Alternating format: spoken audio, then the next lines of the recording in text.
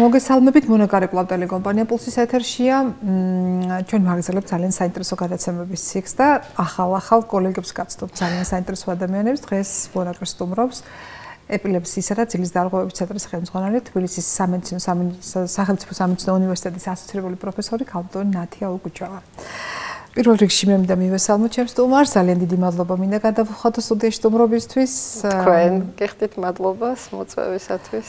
რაღაც ამ ბოლო პერიოდში რაღაც ეს უცნაურია, მაგრამ ეხა მოვიცალე უკუჯავებისთვის, იმიტომ რომ ეს არაჩვეულებრივი გადაცემების ციკლი წამოვიდა და მე მგონი ემთხვევა მამას იუბილეს და მე შევეცდები რომ ორივე წარმატებული შვილის გადაცემა სწორედ დავამტყიოთ 25 თებერვალს. დიდი მადლობა, მნიშვნელოვანია ეს გახდებოდა მამა და ძალიან კარგად მახსოვს მამა თქვენი ეს პერიოდი ზუსტად მისი რექტორობის რაღაც სხვანაირად იყო ქაფუჩრული უნივერსიტეტი მეთქი ფიქრობ ხოლმე და ბედნიერება როცა ეს წინაპარი ყავს ადამიანს. დიდი მადლობა. და დიდი პასუხისგებლობაც ამავდროულად ხო ესეა. გეთანხმებით კი, ამბობთ ესე. მე მინდა დღეს ბევრ თემაზე შეება თქვენთან საუბარი, მაგრამ ერთი უმნიშვნელოვანესი რაც ალბათ ყველა ადამიანს აინტერესებს არის ჩვეული ამბავი, ძილი.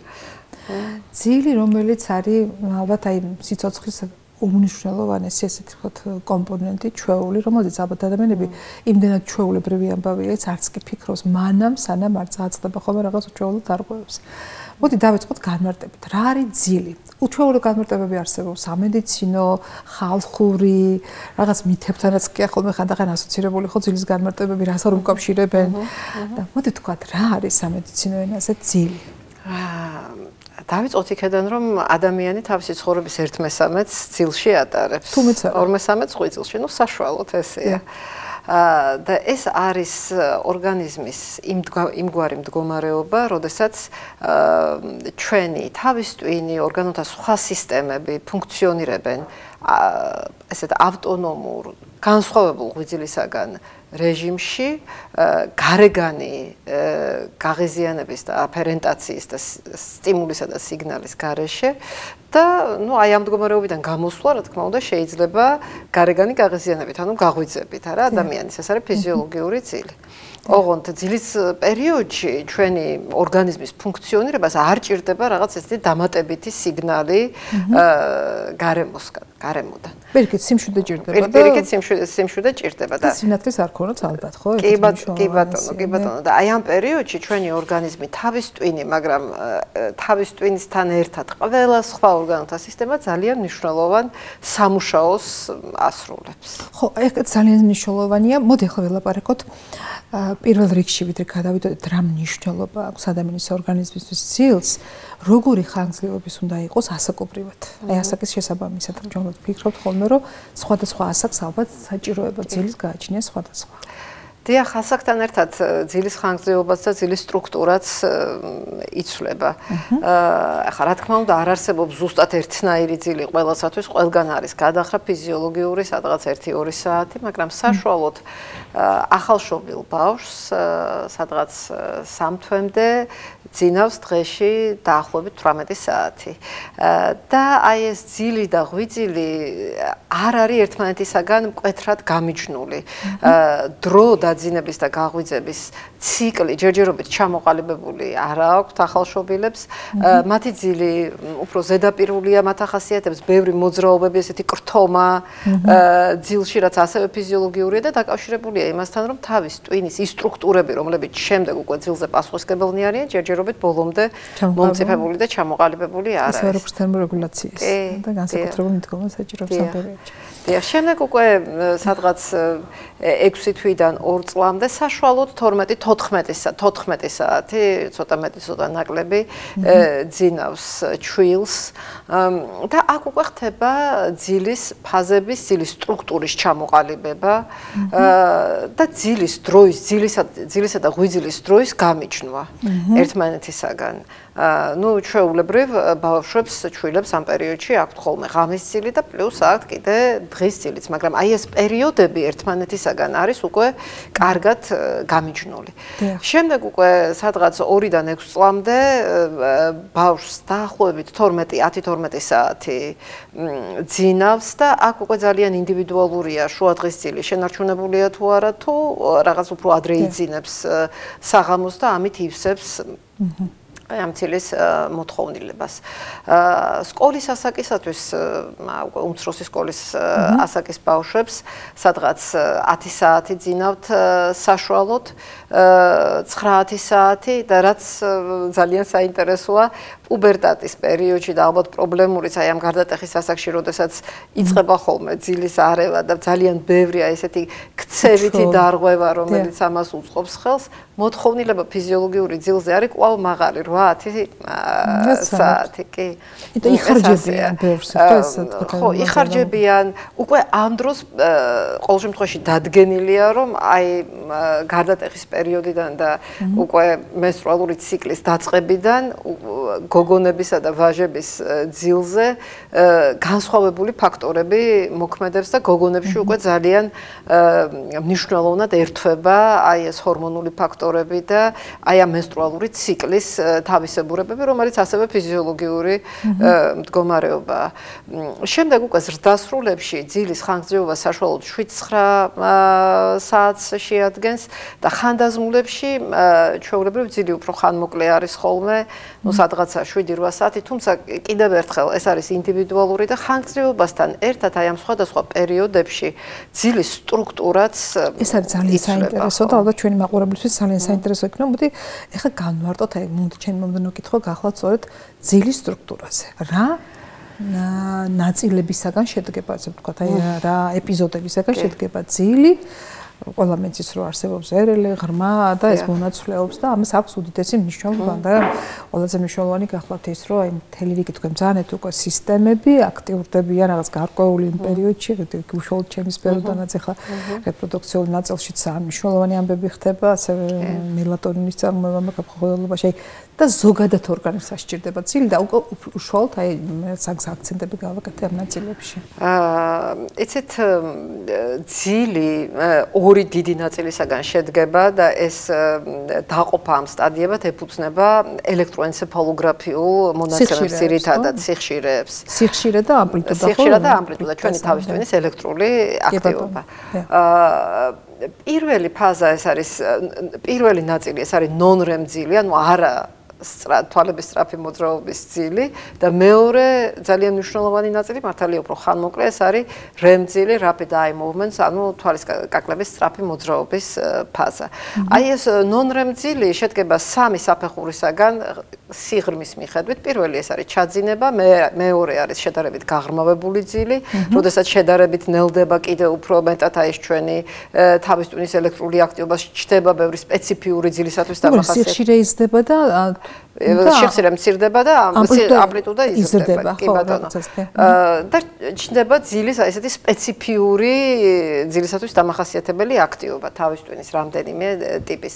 და შემდეგ ყველაზე უფრო ღრმა ძილი, non-REM 3 სტადია, ძალიან ნელი, ნელტალღოვანი, სადღაც 4 ჰერცამდე წამში დაახლოებით 4 რხევა და მაღალ ამპლიტუდიანი ძილი, რომელიც ნუ აი ეს ძილი განსაკუთრებით მნიშვნელოვანია სხვა შორის მაგალითად მეხსიერების კონსოლიდაციისთვის. ეს დადგენილია და ხშირად ნეიროგანვითარების დარღვევები ბავშვებში დაკავშირებულია სწორედ იმ მომენტებთან, რომ ამ ფაზაში არსებობს მნიშვნელოვანი დარღვევები.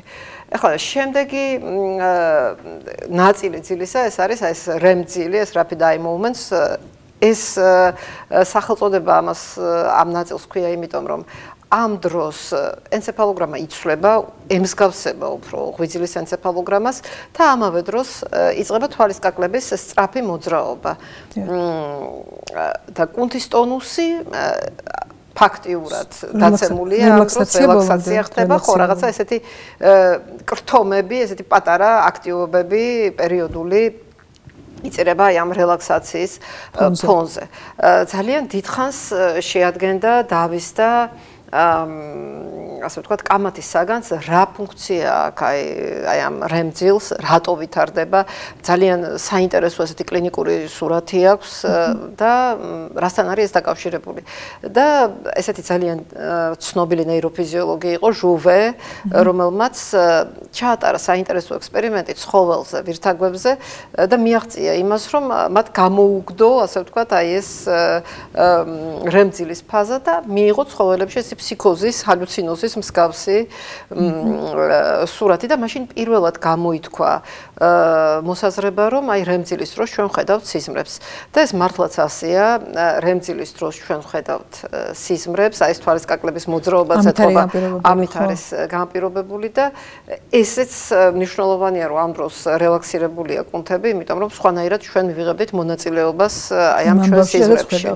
და სხვათა შორის თუ არის ხოლმე რემქცევითი დარღვევა, ამასაც აკეთებენ პაციენტები, რაც ხშირად საშიშია მათთვის და მათი ახლობლებისთვის, ვინც მათთან ახლო არის ამ ცილის დროს.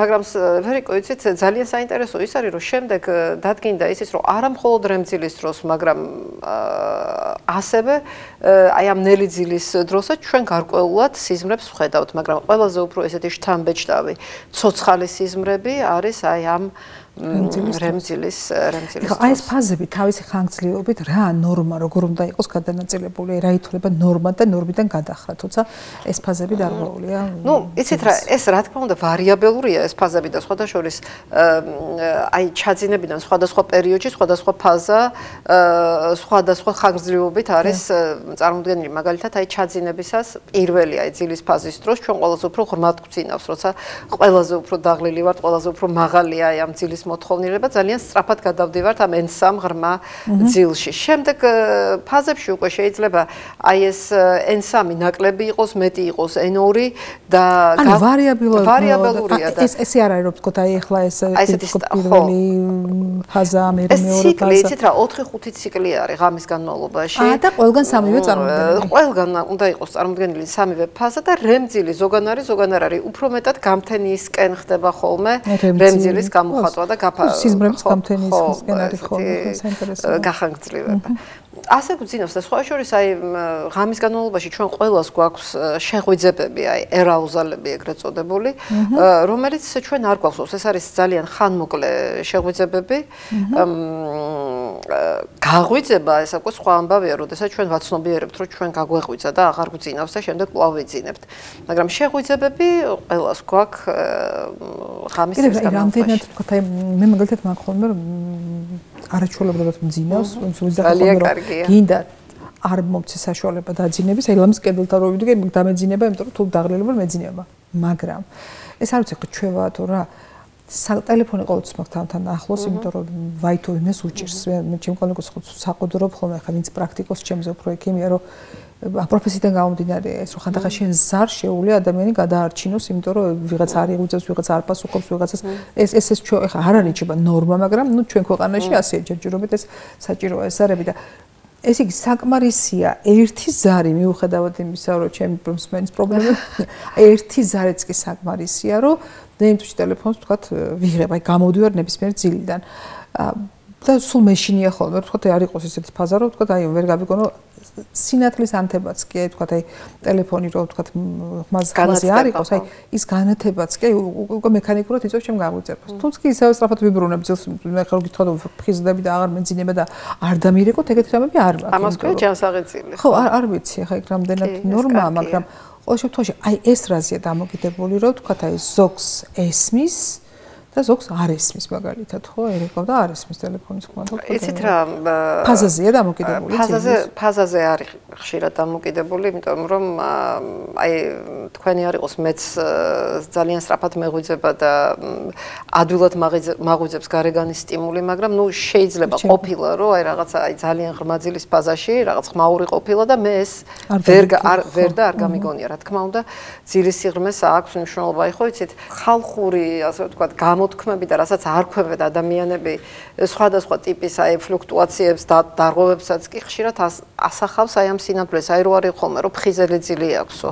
მართლაც არიან ადამიანები, რომლებსაც ფსიქოფიზიოლოგიურად, გენეტიკურად ისე არიან მოწყობილები, დაწყებული ესე ვთქვათ ნერვული კავშირებით დამთავრებული მედიატორებით და ასე შემდეგ, რომ მათ აქვთ ფხიზელი ძილი. ასეთი ადამიანები სხვათა შორის უფრო მეტად არიან განწყობილი იქეთკენ, რომ ძილი ადვილად დაერღვეთ, იმიტომ რომ აი მათი აი ეს მზაობა, სიფხიზლის მზაობა არის უფრო მაღალი ვიდრე იმ ადამიანებისა, რომლებსაც ძალიან ღრმა ძილი აქვს, ზოგჯერ იტყვიან ზარბაზნით ვერ გააღვიძე, ხო? ხო, ზარბაზნით ვერ გააღვიძე, ნამდვილად ეგრეა. ხო, ნამდვილად ესეა, იცით, უძილობის ჩამოყალიბების ესეთი სამკომპონენტიანი მოდელი არსებობს შპილბერგერის, ეს არის ესეთ კლასიკურ მოდელად ითვლება და დიაგრამაა ძალიან საინტერესო, რომ არის რაღაცა ხაზი, ეს არის ხაზი, რომლის იქეთაც ჩვენ გვევითარდება ზღვარი, ზღურბლი, რომლის იქეთაც ჩვენ უკვე გვევითარდება უძილობა და გვეჭირს დაძინება და ამ ზღურბლის გადასალახად არის სამი ძირითადი კომპონენტი. ერთი ეს არის ჩვენი განწყობა, ანუ ჩვენი ფიზიოლოგია. რაზედაც ჩვენ ახლა ვსაუბრობდით, რამდენად მაღალია. მეორე ეს არის აი გარეგანი სტიმული, სტრესი, მე აქ ლაპარაკი მაქვს არა უძილო ღამეზე, არამედ უძილობაზე, როგორც ქრონიკულ მდგომარეობაზე. აი ყველაზე უფრო აი ესეთი ვთქვათ, გასახარი ამბავი, ქალმა იმშობიარა, პატარა ბავშვი ყავს, ბავშვს ღამე არ ძინავს, უნდა აჭამოს და ამასთან დაკავშირებით საკმაოდ ხანგრძლივი დროის განმავლობაში არ აქვს სრულფასოვანი ძილი. შეიძლება სადმე რომ მიდიხარ, ან რაღაცა მოვალეობა გაქვს, აი მაშინ გაკეთე რომ ხანდახან ვაკვირდები ხოლმე რომ ზუსტად იგივე ინტერვალებით გეღვიძება რომ 1 საათში გაგეღვიძება რომ ეხوار დამაგვიანდა კიდე ხო აი ესეც არის ირთვება ხო ეს მე კი რა თქმა უნდა ირთვება და როდესაც ეს მყარია იცით და გრძელდება რაღაცა პერიოდის განმავლობაში უკვე აი ეს ჩვენი გაღვიძების ეს მეორე კომპონენტი ემატება იმას რომ ჩვენ გადავდივართ აი ამ უძილობის ზღვარს მაგრამ მესამე აი რაზედაც აი ახლა სწორედ ჩვენ საუბრობდით რომ უძილობა ქრონიკული მდგომარეობაა თორე ისე რამდენიმე უძილო ღამე რა თქმა უნდა და ცხადია ყველას ქონია ეს რომ გამყარდეს მე ამას ემატება ჩვენი არასწორი ქცევა, რეაქცია, თავდაცვითი თუ გინდ ქცევა, რომელიც პირიქით ამყარებს აი ამ მდგომარეობას. აი მაგალითად, მე ცუდად მძინავს, აი მივეჩვიე, ბავშვი მაღვიძებდა ყოველღამე პირველ საათზე თუ 2 საათზე და მივეჩვიე რომ 2 საათზემდე ვერ ვიძინებ საერთოდ, ან მეღვიძება და მე აღარ მეძინება. მოდი მე დავწვევი 10 საათზე და დავიძინებ და კარგად გამოვიძინებ. ამას მოყვება ის რომ ვერავითარ შემთხვევაში მე 2 საათამდე ვერ ვიძინებ. მე უკვე მეწყება შფოთი, იმიტომ რომ ვერ დავიძინე. მე უკვე მეწყება შფოთვა უკვე საწოლთან და შიში საწოლის, ჩემი საწოლის და პირიქით ვამყარებ აი ამ ჩემს უძილობას.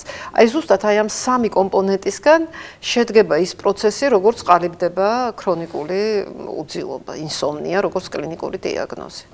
ნახე მიყვარს ყველა ზინავს აი მაშინ ლოცვა.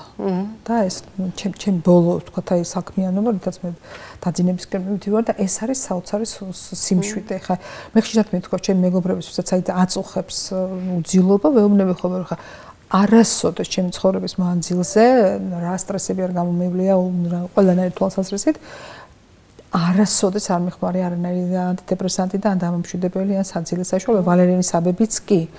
მეკითხები ხო როგორ ახერხებ ამას და მე შეտ ვეუბნები გულწრფელად ეხლა ზოგს მოდურად მიაჩნია ზოგს არამოდურად, მაგრამ მე როგორც ექიმს სულ ამბობ ხოლმე რომ არ შეიძლება მიაგნო ადამიანმა, დედამ, შვილმა, მეუღლემ, რა ვიცი, ბებიამ რაღაცა წამალს და როგორც ეხლა თქვა ჩვენ სამედიცინო თვალსაზრისით არ გაუზიარო ვიღაცას ეს შენი მე აი ყველანაირ სტრესს მიხსნის ლოცვა და ამ შემდეგ მივდივარ და ვიძინებ შვიდად ან არ მქონია რომ გითხოთ ახლა ნერვიულობის შემდეგ არ მეძინა მთელი ღამე ყოფილა ეგეთ შემთხვევებში ალბათ რომ აი ზეძე რაღაც ხერხზე ზღურბლოვანი გაღიზიანები ზე ზღურბლოვანი ხო გაღიზიანების შემდეგ მქონია ეს რაღაცებიც მაგრამ ძალიან იშვიათად აი ხა მე მგონი არ არის ღე როცა სტრესული არ არის ხა ეს არ არის ის არის ეს არ არის ეს არის რაღაც ყველა თან განსაკუთრებით რა ყურადღებას აქცევ ხო თუ შინაგან სიმშვიდეს გირუღებს და შენ ამას ვერ აკომპენსირებ და ვერ ალაგებ რაღაცა უბრალოდ მე უკვე ვაკვირდები ხოლმე რომ დიდი დოზით ეს მოქმედებს როგორც ძლიერი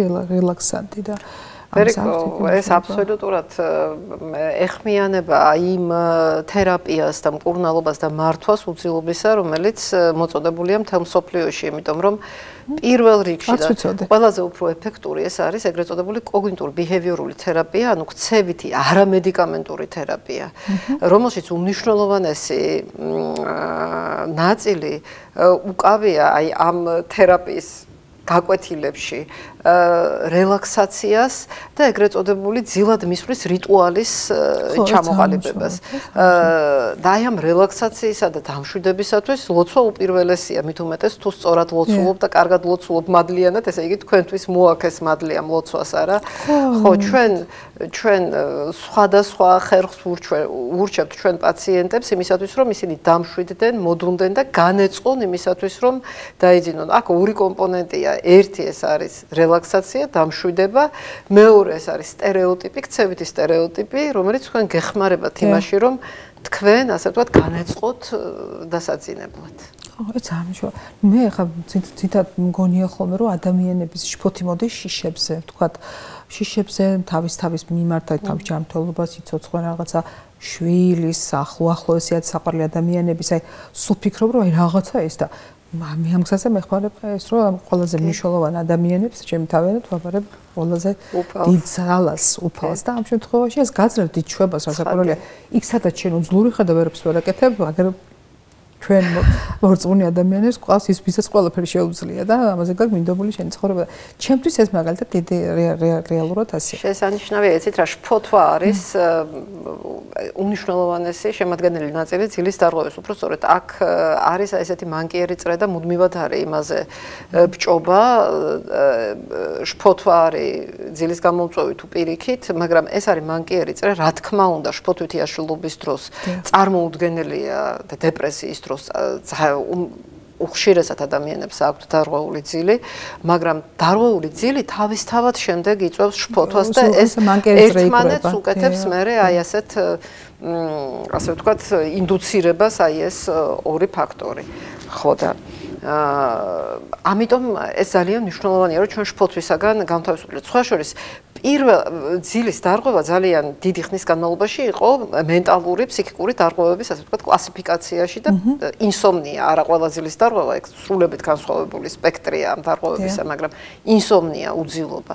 მაგრამ შემდეგ იცით დადგინდა, რომ იგივე დეპრესიის მკურნალობის შემდეგ შეიძლება ადამიანი გადავიდეს ძალიან კარგ რემისიულ მდგომარეობაში, დაურეგულირდეს ეს განწყობა, მაგრამ დარჩეს უძილობა და აქ უკვე მედიკოსები მიხვდნენ, რომ თლად ასე ერთმანეთზე მიბმული, თუგინ შფოთვა და თუგინ დეპრესია და უძილობა არ არის. ეს არის კომორბიდული, თანაარსებული, ერთმანეთთან დაკავშირებული მდგომარეობები, მაგრამ ორივე საჭიროებს ცალ-ცალკე მართვას.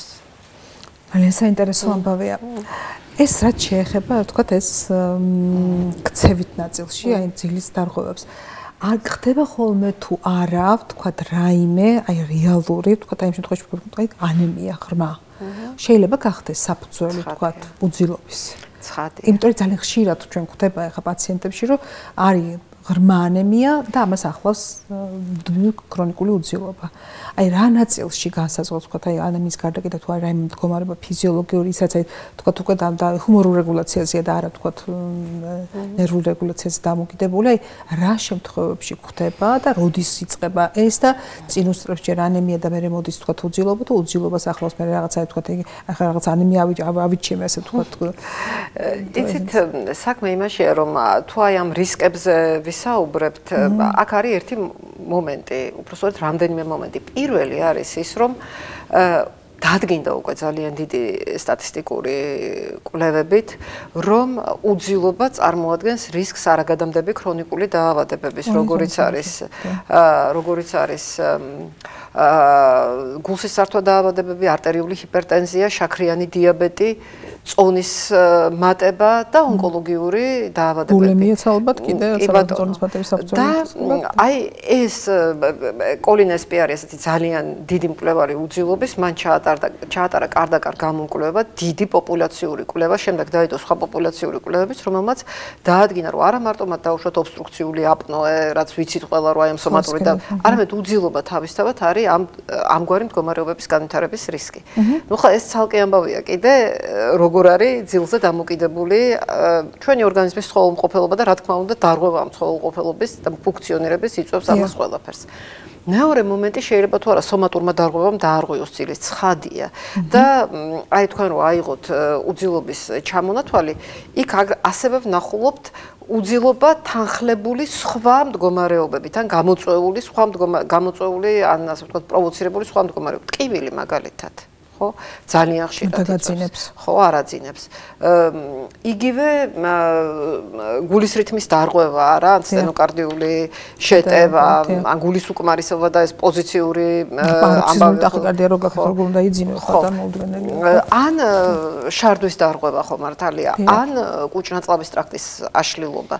ეხლა რა, ხო და რა თქმა უნდა, აი ეს ყველაფერი არღვევს სილს და ცხადია, როცა ჩვენთან მოდის ადამიანი და უჩივის წარმოადგენს სილის დარღვევას როგორც თავის პრიორიტეტულ ჩივილს, ყოველთვის უნდა ჩავკითხოთ და გავარკვიოთ, ხომ არ არის რაღაც ისეთი სომატური მდგომარეობა, რომელიც ხელს უშლის ჩაძინებაში. ეხლა რაც შეეხება უშუალოდ ანემიას, ერთი რაც ცნობილია, რომ ანემიის დროს ძალიან მარტივად ვითარდება და ყოველ შემთხვევაში ზუსტად რა მიზანშედეგობრივი კავშირია არ ვიცი, მაგრამ არის ასეთი მოუსვენარი ფეხების სინდრომი, რომლის განვითარების ერთ-ერთ მიზეზად სახელდება ანემია. ამ დროს ადამიანს არ აძინებს ის, რომ უჩნდება რაღაც ესეთი გაურკვეველი მოთხოვნილება, გარდაუვალი მოთხოვნილება, რომ ამოძრაოს ფეხები. აი ამ ფეხებში უსიამოვნო შეგრძნების გამო ეს თქვათ არც ტკივილია, უჭირთ ხოლმე ამ შეგრძნების აღწერა და ცოტა აი ამ შეგრძნებას უამებთ ხოლმე ის, რომ ისინი ფეხშიშველი დადგებიან ცივი ატაკზე და გაივლიან და წესრიგდება. ხო, ეს წესრიგება, მაგრამ რო დაწვევიან, მე შეიძლება ისევ დაიწყოს. სხვა შორის ამიტომ აროქ სახლების მშენებლობის დროს თურმე ძველ დროში, როცა უფრო ესეთი აკადემიურად უდგებოდნენ ამ საკითხს, გრავიტაციული მუდმივის, ესე იგი გაზომვა ხდებოდა და არის სახლები, სადაც აი სწორედ აი ფეხშიშველის სიარული ადამიანის ჯანმრთელობა ძალიან დადებითად მოხდა. საც ვიცოდი ეს, ახლა რო ახსენეთ თქვენ აი ამასთან დაკავშირებით, რომ ნამდვილად აი ერთ-ერთ პოპულარულ სახლს ეძახოდნენ თბილისში, გრავიტაციული მუდმივა აქვს. სად ზომავდნენ ამ გრავიტაციულ მუდმივას? საინტერესოა. ხო, აი ესეა. სხვათა შორის ორსულებშიც ვითარდება ესეთი გარდამავალი, აი მოუსვენარი ფეხების სინდრომი, ერთ-ერთი დამახასიათებელი მიზეზია ძილის დარღვევის. ფიზიოლოგიური ანემია განზავების ხარჯზე, მაგრამ ამაში ესე იგი ეს პერიოდია ზუსტად აი 28 კვირას ესე იგი ჩვენ ანემიის მიზეზად ეს მოიაზრებს. ხო, ძალიან საინტერესო ამბავია ეს. ორსულთა ძილი და ფიზიოლოგია კიდე ეს ჩემი უშუალო პროფესია, ცალკე ძალიან საინტერესო ამბავი იქნება, ხო? ძალიან. რა ხდება ამ დროს? იცით რა, თუ დავაკვირდებით ქალის ძილს და ჰორმონების გავლენას ქალის ძილზე, ნუ ორსულობაც ერთ-ერთი ესეთი მდგომარეობა, ნუ ხო აქაც არის რამდენიმე და ორსულების პრობლემებიც აქედან ამოდის ხოლმე, იქით შევა რომ შევეხოთ მაგრა ძილსაც. იცით რა, ჯერ ეს ერთი ჰორმონები, ნუ ხო ორსულობის დროს კიდე ბევრი სხვა ფაქტორია უკვე მოგვიანებით სტადიებზე, ეს არის დიაფრაგმის მაღლადგომა, ხო მექანიკური ფაქტორები, 2.5 ლიტრის სისხლის მაგივრად ამის 4 მოძრაობს წარმოიდგინეთ, ეხლა და ეს იმხელა ამბავს იწვევს ორგანიზმში, რომ კი ვიცით ფიზიოლოგია, მაგრამ განსხვავებული ფიზიოლოგია და რასაკვირველია ეს გარკვეულ დარღვევებთან დაკავშირებული. მაინც პროგესტერონი და ესტროგენი და მათი თანაფარდობა და მათი პროლაქტინი, რომელიც ეხლა მე პროლაქტინს დაბრუნებოდი, სწორედ რომ ამის პერიოდში ხა პროლაქტინის ჩემ შემთხვევაში გამოიყოფა, ჩემს სფეროს უბრუნდები, ხა მაინც ამის უტრიალებ, 3-დან 6 საათამდე გვაქვს პიკური გადმოსროლა და ეს პროლაქტინი თავისთავად აი ამ შეფხიზლებასაც იწვევს ხოლმე ზოგ შემთხვევაში. თუ გიპერპროლაქტინემია გვაქვს, იქ ყოველ ყოველთვის არის ღამის კოშმარები და შეგვიძება ზუსტად 3 საათზე იღვიძებს ადამიანი და როგორც კი შენ შეეკითხები თქვა ანამნეზის დროს უკვე იცი სად მოძებნო მიზეზი და ეს თავისთავად მე უკვე უშუალობას განაპირობებს და ადამიანთან როცა კონსულტირებას ატარებ, აი წამყვანი თქვა კითხვები ერთ-ერთ ნუსხაში არის ღამის იმიტომ რომ ახლა ჰორმონები და ავტონომური ნერვული სისტემა ერთმანეთთან ძალიან ახლოს არის, მოგეხსენებათ, ამიტომ აი ეს თუ გინდა კლიმაქსის პერიოდში აი ეს ალები შეხურება და ამის გამო გამოღვიძება დიდწილად ესტროგენის გრადუები რაც ახლავს, ესე იგი აი ამ ჩვენ კლიმაქსებს კიდე ეს კლიმაქსები ცალკე მართვის თემა, რომ ამ ხელა მნიშვნელობა აქვს იმასთან ერთად რომ აი სწორედ აი პოსტმენოპაუზალურ პერიოდში კიდე ცალკე პრობლემაა და ამასაც სხვათა შორის ესტროგენს უკავშირებენ ის რომ ქალებში იზრდება ობსტრუქციული ძილის აპნოეს განვითარების რისკი. ეს უფრო მეტად ითვლება რომ არის მამაკაცებისათვის დამახასიათებელია ეს ხრინვა და სუნთქვის გაჩერება, ხო? უფრო მეტად აი ესეთი ჭარბწონიანი დაბალი კისრის მქონე აი ესეთი კონსტიტუციის ხო თქვა აი აპნოეს ცალკე შევეხოთ, მაგრამ ხრინის განვითარებაში რა თამაშობს მნიშვნელოვანეს როლს ანატომიურად და რატომ უნდა მივაქციოთ რომ ძილის აპნოეს რა მამრე გავლენა აქვს შევიდო ორგანიზმზე. იცით რა ხო, საქმე იმაშია რომ ამას თვლიან ჩვეულებრივ ამბად, მაგრამ არ არის ესე იგი სერიოზული ეს თქვა ხრინის ეპიზოდები ასე თქვა ეს არ არის მარტო ხმაური და შემაწუხებელი ჯანმრთელობის სახით. ნუ ეს არის ძილის დამრღვევი ფაქტორი კიდე გვერდზემყოფი ადამიანებისთვის, მაგრამ მაინც არის რისკი აი ამ აპნოეს ჩამოყალიბებისათვის, იმიტომ რომ რა ხდება ახლა აი ესეთი ხრინვის დროს აი ზედა სასუნთქი გზები ნაკი რბილისას არის მოდუნებული და შესუნთქვისას ვიბრირებს და ამიტომ გამოდის აი ესეთი ხმამაღალი ხმა ხრინვა და სწორედ ამით არის გამოწვეული ეს ხრინვა. აპნოე რა არის, როდესაც იმდენად მოდუნდება აი ეს კისრის ლორწოვანი გარსები და კუნთები, ნუშურები, სასა რომ ჩაკეტავს ხოლმე ღრმა ძილის დროს, თანაც ეს ტონუსი ქვეითდება და ეს ქსოვილები შუპდება უფრო მეტად ძილის გაღრმავებასთან ერთად და ღრმა ძილის დროს ხდება უბრალოდ ჩაკეტვა აი ამ ზედასასული გზისა და ადამიანი ვერ შეისუნთქავს საერთოდ. ეს არის ობსტრუქციული აპნოე, ყველაზე უფრო ხშირი სახე აპნოესა. ამ დროს იქნება უზარმაზარი უარყოფითი წნევა, ადამიანი ცდილობს შეისუნთქოს, ორგანიზმში იფთვება ყველა განგაშის ზარები, კი, რა თქმა უნდა, ეს იქნება კარდიოვასკულური თუ ეს იქნება თირკმელი, კორტიზოლი და ასე შემდეგ და რა თქმა უნდა ხდება შეფხიზლება, ადამიანი იღვიძებს, ეს არის გაცნობიერებული ან გაუცნობიერებელი და შემდეგ მთელი ეს ციკლი იწყება თავიდან. ნუ ამ დროს რა თქმა უნდა ვითარდება დესატურაციაც, ეცემა, ჟანგბადი, მაგრამ პლუს ამისა აი ასეთ სტრესში არის ორგანიზმი და ძილი არის სრულებით ფრაგმენტირებული. ფაქტიურად ღრმა ძილი ადამიანს ეხლა ჟანგბადის მიწოდება არის ნორმალური ცხოველთქმედებისთვის ესე იგი ყველაზე მნიშვნელოვანი რამ და ამიტომ ეს არის ძალიან მძიმე დარღვევა ვერიკო და რა თქმა უნდა ამის ასე ვთქვათ გაცნობიერება იმისა რომ ეს არის პრობლემა ეს ძალიან მნიშვნელოვანია ახლა არსებობს ასეთ გზები მკურნალობის არსებობს უკვე ამ ბოლო პერიოდში იცით რა მკურნალობის გზა ეფექტური ჯერჯერობით სამწუხაროდ არის მხოლოდ ერთი ეს არის აი ესეთი სუნთქვის მხარდაჭერა სიპაპ თერაპია როდესაც სპეციალური პორტატული შედარებით დაბალწნევიანი არა რა თქმა უნდა რეანიმაციული სიპაპით ამის შერჩევა ხდება სპეციალურად და ნიღბის შერჩევა ხდება ადამიანს მიეწოდება გარკვეული წნევით ჰაერი შესუნთქვისას ისე რომ აი ეს სასულე გზები სასუნთქი გზები დარჩეს ღია და მას შეძლოს ჰაერი შესუნთქვა თუნდაც მინიმალური რაოდენობის ჯანგვადის მიღება რომელიც საცოცოდ მნიშვნელოვანია მისთვის ეს ძალიან მნიშვნელოვანია ნამდვილად კი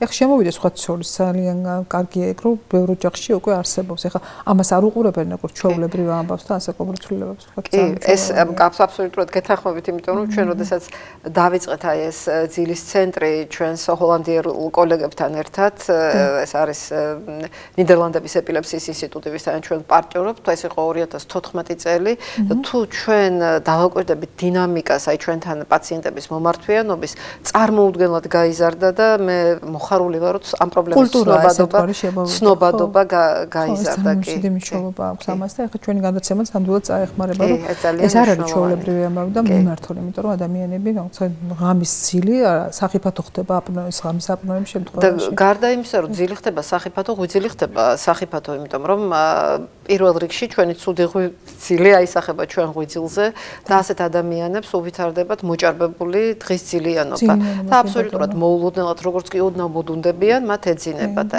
ამიტომ უბედური შემთხვევები და პირველ რიგში ავტოავარიები აპნოეს გამო მკვეთრად მატულობს ძალიან მნიშვნელოვანი პრობლემაა. იცით რა ითვლება საერთაშორისო მონაცემებით, რომ ავტოავარიების მესამედი დაახლოებით ხდება საჭესთან ჩაძინების გამო. კი, იმდენად მნიშვნელოვანი პრობლემაა, რომ ევროკავშირის საერთაშორისო რეგულაციით ყველა პროფესიონალი მძღოლს მოეთხოვება, რომ მოხდეს მათი შემოწმება აპნოეზე, თუ მათ რომ დიდი ხანის საჭესთან და დიდ მანქანასთან ზის საქართველოს. ესე იგი, რა ქვია, ასე ვთქვათ, საქალაქთაშორისო ხაზებზე, როცა ზიხარ, ვთქვათ, იგივე ტრასა გაძლევს იმის საშუალებას, დუნდები, როცა ვთქვათ, მიდიხარ რაღაცა ერთ მანძილზე. ნუ იქ არის სასკრინინგო ძალიან მარტივი კითხვარი ტესტებიც და მე იქ არის ესეთი სიმულაციური კაბინა, სადაც აკვირდებიან ამ ადამიანებს ხომ არ განუვითარდება ჩაძინება დროის გარკვეული პერიოდის შემდეგ. საინტერესოა, ხო, ეს კარგი პრაქტიკაა, ჩვენთანაც რო იყოს, ეგ კარგი იქნება. ძალიან კარგი იქნება, ხო. ბევრი აი განსაკუთრებით ეს დინდინ ტრაილერებით ავარიები რო ხდება და ბევრი ხდება ესეთი ავარიები, ხო, დამერიცავ თავს მათგან. განსაკუთრებული სამნიშნელოვანია. და ერთი უმნიშვნელოვანესი დღეს თქვენთან რომ მოვდიოდი რამდენიმეს გადავხედე თეორიას და ყველაზე გავრცელებულია რომ ამოვიკითხე ხა ხო ყველაფერს რომ გისმინოთ ხოლმე ეს თქვა აკადემიურად იმიტომ რომ მარტო გინეკოლოგიდან არ გამოვიდე ეკონომის თეორიაა ხო ყველაზე უფრო გავრცელებული ამ ძილის მაშინ ფიზიოლოგიაშიო და ჰიპოთალამური ცენტრები თამაშობენ განსაკუთრებით როლს ისე ხო? ისეთ რა ხო? თქვა აი ცენტრალური ნაწილი რაც ამის აკონტროლებს უფრო ძირითადად და მინდა რომ მივიდეთ აი მელატონინამდე, იმიტომ რომ ბოლო პერიოდში ძალიან აქტიურად თქვა პროპაგანდას უწევენ და ბევრი ძალიან ძიმე პათოლოგიებისაგანაც გვიცავს. ეხლა ამასინად გავისინჯე რაღაცა ანალიზები და აღმოჩნდა რომ მელატონინი მქონდა 0-ზე. ამ დროს გაჩნია როდის გაისინჯა. ხო, ეხლა ასე ღამე ვერ გავიზოვე, იმიტომ რომ 2-დან 4-მდეა ხო მელატონის ყველაზე პიკი, თქვა ჩემთან შემთხვევაში თუ 3-დან 6-მდეა პროლაქტინის, 2-დან 4-მდეა როგორც მახსოვს, 2-დან 5-მდე. ეხლა მაგ დროს არ გამისინჯია. მე მეცდება ხოლმე ერთ რამეზე, რომ ეხლა მე დიდი ხანია უკვე აქტიურ პრაქტიკულ სამედიცინო მოღვაწეობას არ ვეწევი, მაგრამ მიყვარს ყოველთვის ჩემი პროფესია და ამიტომ ძალიან ახლობებზე ვაგრძელებ ხოლმე ამ პრაქტიკას და ხშირად მიკვირს იცი ჩემ დროს იყო ესე რომ თქვა პროლაქტინის გაზომა მინდოდა მე ვეუბნებოდი რომ გამოიძახეთ სახლში ან მძიდარ მდგომარეობაში აღებინე მეზობელს იმიტომ რომ პროლაქტინის აღება ესეთი უჩვეულოდ ვარიაბელური ეს არის ჰორმონი ასე და შეიძლება დამაბნეველიც იყოს რაღაც უჩვეულო მონაცემი. გეუბნებიან რომ არც კი ადგელო გინიდან, იმიტომ რომ სხვამ გააღოს კარი, როცა მოდის თქვა ამღები რომ ეცადეო რომ უმძრავ მდგომარეობაში იყო და თან დაემთხოს ამ 3-დან 6-დან 800 არ გადაცილდა. შე რო ადგები და იმგზავრებ და მიხვალ და ანალიზ გაიკეთებ. ეს ხო არ არის ნორმალურად ახლა ჩვენ ვლაპარაკობთ. ჩემთვის ეს ცოტა უჩვეულოა. ეხლა ოღონდ კონდეს ანალიზი გაკეთებული და გაიკეთო, ჩემთვის ეს მკურნალობის დროს თქვა გზამკვლევი ვერ არის ხოლმე სიმართლე გითხრა. ისეთ რა არის, ხო, ერთი მომენტიც არის, რომ ახლა ესეთი მოდუსია, რომ ხშირად თვითონ ადამიანები ახლა ინტერნეტის მეშვეობით ინფორმაციას ეცნობთ, ძალიან გაადვილებული ეს კიდე ცალკე პრობლემაა ერთის უფრო კარგია. მანდ ესე იგი ჯანგი და სწორი ინფორმაციის გარჩევა თქო აი ის ლოცავად არ მინდა ხოლმე ქართულად თქვა ნაგავი ინფორმაცია რომელიც რეალურად უფრო დამაბნეველია ვიდრე თქვა რამე კარგის მომცემე ხო? ასე შემთხვევაში ჯობია რომ ხო რა ვიცი წინას არ უყვართ ხოლმე გამოკვლევების გაკეთება. ხო ეგაა საქმე რომ და ეს ძალიან სამწუხარო იმიტომ რომ ხშირად ეს არის დროის და ფინანსების ფუჭი. აი ამაშია საქმე. მიხარია რომ თქვენ ჩემაზეც ახლა რომ მე ვფიქრობ ხოლმე რომ ხარ ჩამორჩი მოდას მე რომ როცა იცი რომ პიკია და აი პიკურ მაჩვენებელზე უნდა ააგო შემდეგ შენი მკურნალობა რა შეიძლება თქვა რომ აი ეს არ გაითვალეს რომ არ ვიცი. ეხლა შეხება აი მელატონინთან დაკავშირებით ხო მელატონინი გარდა იმისა რომ აი ძილისთვის უნიშნელოვანესია თქვა უჯრედული ჰორმონია ხო სწორად ვამბობ რა. ბატონო კი რა თქმა უნდა. ასეთ შემთხვევაში ვფიქრობ რომ ძალიან მნიშვნელოვან როლს თამაშობს სიმსივნური პროცესების განვითარებაში. ამიტომ ახლა სახიფათო და რაღაც უნდა შეივსო. ხა მე ძილს არ უჩივი, მაგრამ აღმოჩნდა რომ მაინც ნოლი მქონდა, მაგრამ ამიტომ დ-ვიტამინი, რომელსაც რაღაც მოდური გახდა, რომ ყველა იზომავს და მზეს იშვიათად ხედავ, ყველას დ-ს დეფიციტი. რა საოცრებაა რა, ეს არ იყო რაღაც წამყვანი პრობლემები და ეხლა რაღაც უჩვეულო რაღაცები, არ ვიცი ხა რეალურად დრო მოვიდა და უფრო მეტი ცოდნა და არ ვიცი ხა რაღაც სად ნორმა და სად პათოლოგია ქცევაში უკვე აღარ ვიცი, მაგრამ ყოველ შემთხვევაში აღმოჩნდა რომ ყველაფერი განოლებული მქონდა და მე დავიწყე შევსება ამ ნივთიერებების ასე ვთქვათ და აი თქვენი მოსაზრება მაინტერესებს სწორედ ჰიპოთალამუს ჰიპოფიზის ეს მოქმედების არეალში ამას აქვს განამწყვეტი მნიშვნელობა. აი თვითონ აი ყოველთვის აი ჩვენ ხო გასწავლიდა რომ აი ეს თქვა აგზნების კერა თქუნავს თქვა რაღაცა სხვებს ფარავს რაღაცას აი ძილის პროცესი რეალურად არის იქ სრული შეკავების პროცესი? არა, მაგაშია საქმე, სრული შეკავების პროცესი ნამდვილად არ არის და ზოგადად ურთულესი პროცესია და აქ უკვე იცით ჩვენ მივადექით რითმებს არა მარტო ძილს და მის რაოდენობათაც, არამედ ცირკადული რითმი, ცირკადულ რითმს და ბიოლოგიურ რითმს არა, იმიტომ რომ ორივე უმნიშვნელოვანესია. ხო, იმიტომ რომ იდეალურ მდგომარეობად თუ გვინდა რომ ვიყოთ ჯანმრთელები, ჩვენი ცირკადული და ბიოლოგიური რითმი ერთმანეთს უნდა ემთხვეოდეს. ჩვენი ასე ვთქვათ, აი ცირკადული რითმი ის საათი, რომელიც ჩვენში დევს სადღაც რამდენიმე წუთით მეტია ვიდრე 24 საათი და სწორედ აი ამ საათის ყოველდღე გასწორება ხდება დღის სინათლე. ხო, რაც შეეხება დაძინების პროცესს და დაძინების ფიზიოლოგიას, ეს არის ურთულესი ამბავი. შეიძლება ითქვას, აი თქვენ მელატონინზე ილაპარაკეთ ამდენი და ნამდვილად მელატონინი წარმოადგენს ამის ასე ვთქვათ დროის მიმცემს, zeitgebers თავის ტვინისათვის, რომ მე ეს კასკადი ჩაირთოს დაწყებული სუპრაქიაზმალური ბირთვიდან, რომელიც აქტიურდება, რომელიც დაკავშირებულია თალამუსის ძალიან ბევრ ბირთვთან, ჰიპოთალამუსთან, თავის ტვინის ღეროს რეტიკულურ ფორმაციასთან, რა თქმა უნდა, თავის ტვინის ქერქთან და უკვე წავიდეს კასკადი აი ამ ურთულესი რეფლექსური კავშირებისა, რომელიც აი ამ დაძინებას განაპირობებს, ჩაძინებას, მე აი იმ ფაზებს ძილისა, რომელსაც ჩვენ გვქონდა საუბარი და აი ამ ძილის ციკლებს. ჩვეულებრივად ამ მელატონინის გამომუშავების zeitgebers თავის მხრივ წარმოადგენს შუქი. დღის შუქი. აი ეს მინდოდა მეკითხა, რომ მე blackout-ში მიყვარს.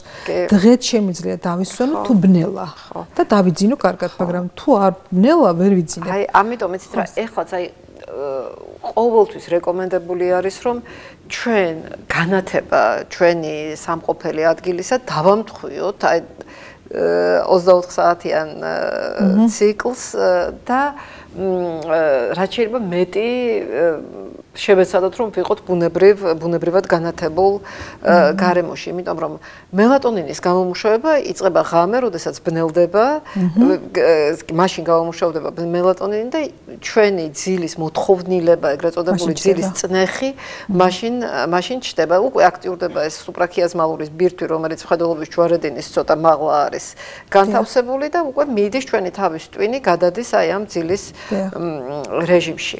ამიტომ რა თქმა უნდა მელატონინის გარედან და რაც მთავარია მელატონინის არა მარტო თავის ტვინი გამოიმუშავებს, აი კუჭნაწლავის ტრაქტიც კი გამოიმუშავებს მელატონინს, იმიტომ რომ ეს რითმები ჩვენი, თუ გინდ იგივე საჭმლის მომნელების რითმი, ენდოკრინული სისტემის რითმი, ძილღვიძილის რითმი, ეს ყველაფერი ერთმანეთთან არის დაკავშირებული და წესით სინქრონულად და სინქრონში უნდა მუშაობდეს ნივთიერებათა სვლა მათ შორის. იცით რა, აიწონა დაიწონა სავით არის ჩვენი ძილი და ღვიძლი. დილას, როდესაც გვეღვიძება, აი ეს აიწონას თავი მაღლა, ჩვენ ვარ ძალიან მხიზლად და შემდეგ დღის განმავლობაში ნელ-ნელა ეს აიწონას თავი მოდის დაბლა და ღამისათვის ჩვენი ძილის მოთხოვნილება მატულობს. და უკვე დაღამდა მელატონინი გამომუშავდა, ჩვენ გვაქვს ჩვენი რითმი, ჩვენ გვაქვს ჩვენი სტერეოტიპი და ჩვენ გვეძინება. სხვათა შორის არაჩვეულებრივად საინტერესო სტატია წავიკითხე ჰანა ალჰაიმი არის ესეთი სოციოლოგი და ფსიქოლოგი, რომელმაც განიხილა ინსომნიის, აი როგორც სოციალური პრობლემის ჩამოყალიბება პირველი რეიხის პარალელურად გერმანიაში, ბერლინში. და მისი მოსაზრებით ზუსტად აი ეს ძილის აი ამგვარი დარღვევა ემთხვევა იმას, რომ გერმანიაში შემოდის ელექტრული შუქი, ჩდება ხელოვნური განათება, ხელოვნურ განათებასთან ერთად ჩდება ცვლაში სამუშაო, ერთის მხრივ, მეორეს მხრივ აი ეს საზოგადოებრივი ცხოვრება, რომელიც გრძელდება გვიანობამდე, გათენებამდე ხანდახან და აი მაშინ უკვე დაიწყო უკვე მიმართვა მასიური ექიმებთან აი ძილის დარღვევით და პირველი აი ესეთი ჯანსაღი ცხოვრების რეკომენდაციები, ქცევითი რეკომენდაციები სწორედ მაშინ გაჩნდა გერმანიაში და სხვა შორის მაშინ გაჩნდა აი ეს 3 რვიანის თეორია 8 საათი სამუშაო, 8 საათი დასვენება და 8 საათი ძილი, რომელიც პროფკავშირებმა შეიმუშავეს ადამიანების რომელიც ემთხვევა ჩვენს ფიზიოლოგიასაც და აქამდე რაღაცნაირად როგორც სამედიცინო ისე სოციალური შრომის კოდექსშიც რო არის გაჩენილი რომ ახლა მე ჩვენ დეფიციტი როდესაც გვაქვს საშუალო მედპერსონალის გრძალავთ თქო ეგრე ეგრე დაწესებულებაში და ვითხოვთ რომ იყოს 48 საათი მინიმუმ ორ მორიგეობას შორის ხო სხვა დაწესებულებაში მორიგეობა ხო არ შეიძლება ხა ადამიანი 20 საათიან მორიგეობაში იყო მუდმივად იმიტომ რომ შენი კვალიფიკაცია რაც არ უნდა მაღალი იყოს ხარისხი მაინც ვარდება იმიტომ რომ შეუძლებელი ადამიანია ესე იმუშაოს და ეს ძალიან იმიტომ რომ არის ჩვენი ორგანიზმის შესაძლებლობები. ხო მორიგეობა ჩვენი ხო ესე არ ღვევს ესე იგი ახლა იწვევს უძილობას ხო იცით რა არის აი თქვენ რომელ კონგრესზეც არ უნდა წახვიდეთ ძილის და ძილის დარღვევების აუცილებლად ცალკე სესია ეძღვნება ცვლაში მომუშავე ადამიანებს და იმ რეკომენდაციებს რომელიც ეძლევა თუ გინდ მეორე დღეს როგორ როდის და როგორ ჯობია რომ გამოიძინო რა საკამდე ჯობს რომ იმუშაო ცვლაში რამდენი უნდა იყოს ცვლებს შორის როგორი უნდა იყოს როტაცია და ასე შემდეგ ძალიან ახალგაზრდა ასაკიდან ესე იგი რას ვაკეთებთ გიждდებოდი ნუ მეანობაზე გიждდები მე თითოეული სიცოცხლის დაბადება მართალია სულ ამბობ ხოლმე რომ აი ექიმების სიცოცხლის გაგრძელება იმიტომ ამეთქი ესე იგი ბევრად უფრო ცოტა ვიდრე სხვების სასიხარულო და ესეთი არასასიამოვნო ეპიზოდებისგან შედგება ჩვენი პროფესია მოგხსენება და აი